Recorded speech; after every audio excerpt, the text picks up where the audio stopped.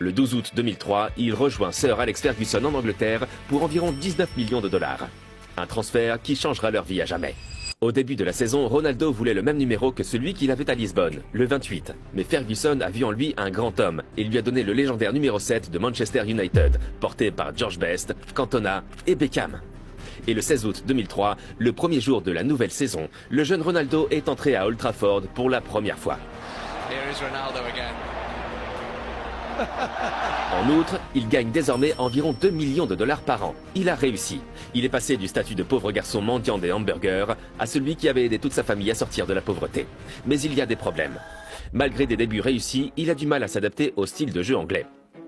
Il est encore faible physiquement, et ses astuces ne sont pas encore bien perçues par ses coéquipiers. Manchester United a terminé 3e, et Ronaldo n'a pas toujours été à la hauteur des attentes. Mais il restait une chance de sauver la saison. Finale de la Coupe d'Angleterre, Manchester contre Millwall. C'est 0-0 et nous sommes à la 44e minute. Ronaldo a aidé Man U à gagner et il a remporté son premier titre. Mais quelques semaines plus tard, son cœur s'est brisé. Été 2004, championnat d'Europe dans son pays d'origine, le Portugal. Et lui, le jeune homme de 19 ans, a été nommé dans l'équipe finale, aux côtés de légendes comme Figo et Deco. Ronaldo s'est frayé un chemin dans l'équipe de départ pendant le tournoi. Et le Portugal, porté par les fans, a fait l'incroyable. Ils ont atteint la finale et étaient même le favori contre la Grèce. Ils ont bien joué et ont eu de bonnes occasions. Mais ensuite, la Grèce a marqué et a gagné l'Euro. Le Portugal et le jeune Ronaldo ont été dévastés.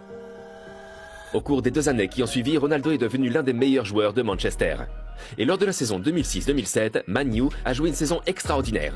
Et Ronaldo a changé par rapport à sa première saison. Il était physiquement fort maintenant, savait quand dribbler et quand passer la balle. Et nous avons vu pour la première fois un tir que Ronaldo a montré tout au long de sa carrière, le knuckleball.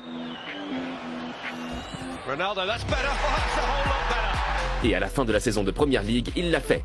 Manchester United a remporté la Premier League. Il a gagné son premier championnat.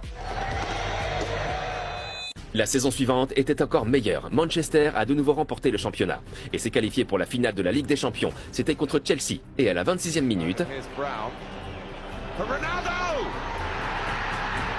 Était-ce la victoire? Lampard égalise. Le match se termine au tir au but. C'était le tour de Ronaldo. Et il a raté. Quelle tragédie. Mais quelqu'un d'autre a raté aussi.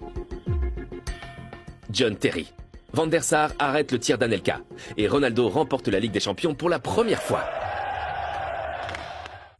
Au total, il a marqué 42 buts, dont 31 rien qu'en Première Ligue. Il est désormais là où il a toujours voulu être, au sommet. Et puis, le choc. Il s'est blessé à la cheville et a dû se faire opérer. Il a manqué 11 matchs et beaucoup craignaient qu'il ne soit plus le même. Mais il est revenu plus fort que jamais. Et après ce but contre Porto, il était clair pour tout le monde que Ronaldo avait encore de grands projets. En 2008, il a réalisé ce dont il avait toujours rêvé. Il a obtenu son premier ballon d'or. Il était désormais officiellement le meilleur joueur du monde. Lors de la saison 2008-2009, Manchester est redevenu champion et a atteint la finale de la Ligue des Champions. Mais cette fois, ils ont perdu contre Barcelone.